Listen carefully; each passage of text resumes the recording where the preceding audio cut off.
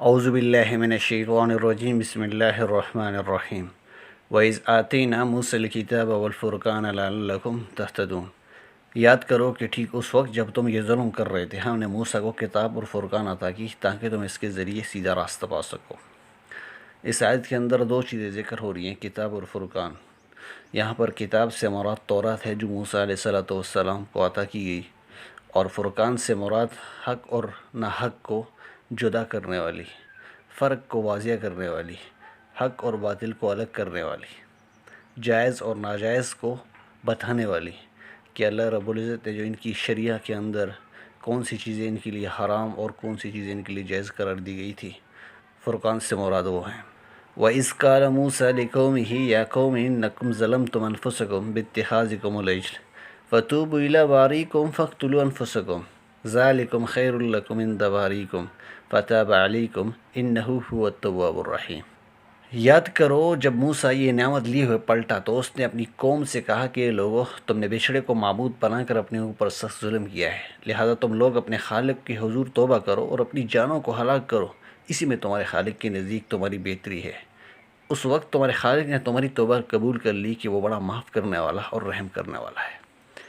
وَإِذْ قُلْتُمْ يَا مُوسَىٰ لَن نُّؤْمِنَ لَكَ حَتَّىٰ نَرَى اللَّهَ جَهْرَةً فَأَخَذَتْكُمُ الصَّاعِقَةُ وَأَنتُمْ تَنظُرُونَ۔ یاد کرو جب تم نے موسیٰ سے کہا تھا کہ ہم تمہارا کہنے کا ہرگز یقین نہ کریں گے کہ جب تک کہ اپنی آنکھوں سے اعلانیہ خدا کو تم سے کلام کرتا نہ دیکھ لے، اس وقت تک تمہارے دیکھتے دیکھتے ایک زبردست صاعقہ نے تم کو آ لیا، تم بے جان ہو کر گر چکے تھے۔ بنی اسرائیل کے لیے یہاں پر اللہ کی بے شمار نشانیاں اور اس کی نعمتیں بار بار ان کو درگزر کرنا، ان سب چیزوں کا ان کا اس مادی فطرت اور مادہ پرست طبیعت کے سامنے بالکل بے اثر تھی۔ ان سب نعمتوں کے باوجود یہ لوگ سخت جھگڑالو و فریب کار تھے اور کسی سخت عذاب اور انتقام کے بغیر حق کو قبول کرنے کے لیے ہرگز تیار نہ تھے۔ اس سے ظاہر ہوتا ہے کہ فرعون کی غلامی اور اس کے ظلمانہ نظام نے ان بےچاروں کی فطرتی کو بری طرح مسخ کر ڈالا تھا۔ یاد رہے کہ جب کوئی ظلمانہ اور جبرانہ نظام ایک طویل عرصے تک کسی قوم پر مسلط رہے گا تو وہ قوم کی اس فطرت سلیمہ کو بالکل مسخ کر دیتی ہے، اور اس سے تمام انسانی فضائل اور اچھی عادات ایک ایک کر کے ختم ہو جاتی ہیں۔ غلامی سے انسانیت کے بنیادی فضائل اور اساسی عناصر ضائع ہو جاتے ہیں، اور اقوام کے اندر غلامی کی گھٹیا صفات اور عادات پیدا ہو جاتی ہیں۔ ایسے لوگوں کی عادت یہ ہوتی ہے کہ جب ان کے سروں پر ڈنڈا مسلط ہو تو وہ رام ہو جاتے ہیں، اور جو ہی آزاد ہوتے ہیں اور آزادی کے سائے میں قوت اور آسائش پاتے ہیں تو آپے سے باہر ہو جاتے ہیں، جنوں کسی سرکشی کرنے لگتے ہیں۔ یہاں پر یہی حالت بنی اسرائیل کی ہے جو آج تک اسی طرح قائم ہے۔ یہی وجہ ہے کہ وہ ایسے کفری کلمات کہتے اور ذلت و گمراہی کے گہرے گڑھے میں جا پڑتے۔ وَإِذْ قُلْتُمْ يَا مُوسَىٰ لَن نُّؤْمِنَ لَكَ حَتَّىٰ نَرَى اللَّهَ جَهْرَةً۔ یاد کرو جب تم نے موسیٰ سے کہا تھا کہ ہم تمہارے کہنے کا ہرگز یقین نہ کریں گے جب تک کہ اپنی آنکھوں سے اعلانیہ خدا کو تم سے کلام کرتا نہ دیکھ لے۔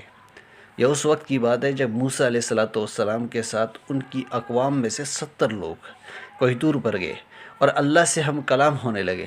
جب آپ اللہ سے ہم کلام ہو رہے تھے تو تب ان کی قوم کے ان 70 آدمیوں نے کہا ہم تو ہرگز یقین نہ کریں گے کہ اللہ آپ کے ساتھ پردے میں بات کر رہے ہیں، ہم تو کھلم کھلا اور اعلانیہ اپنی آنکھوں سے تمہارے رب کو دیکھنا چاہتے ہیں۔ تب یہی وجہ ہے کہ ابھی وہ پہاڑ پر ہی تھے کہ اللہ تعالیٰ نے انہیں ان کے اس کافرانہ رویے کے بدلے میں فَأَخَذَتْكُمُ الصَّاعِقَةُ وَأَنتُمْ تَنظُرُونَ یہ سزا دی کہ اس وقت تمہارے دیکھتے دیکھتے ایک زبردست صاعقہ نے تم کو آ لیا۔ اللہ رب العزت نے تجلی ڈالی اور تجلی سے یہ 70 کے 70 آدمی موسیٰ علیہ السلام کی قوم کے یہ ہلاک ہو گئے، اور پھر اس کے بعد موسیٰ علیہ السلام نے اللہ سے دعا کی تھی اور دعا کے صلے میں ان کو اللہ نے دوبارہ زندہ فرمایا تھا۔ اس کے بعد دوبارہ ان کو اللہ کی رحمت ڈھانپ لیتی ہے اور انہیں دوبارہ زندگی کا موقع دیا جاتا ہے تاکہ وہ نصیحت حاصل کرے اور رب العزت کا شکر ادا کریں۔ یہاں اللہ تعالیٰ نے اپنی اس نعمت کو یاد دلا رہے ہیں کہ ثم بعثناکم من بعد موتکم لعلکم تشکرون، مگر پھر ہم نے تم کو جلا اٹھایا شاید کہ اطھان کے بعد تم شکر گزار بن جاؤ۔ اللہ تعالیٰ مجھے اور آپ کو اس قرآن پر عمل پیرا ہونے کی توفیق عطا فرمائے۔ وما علینا الا البلاغ۔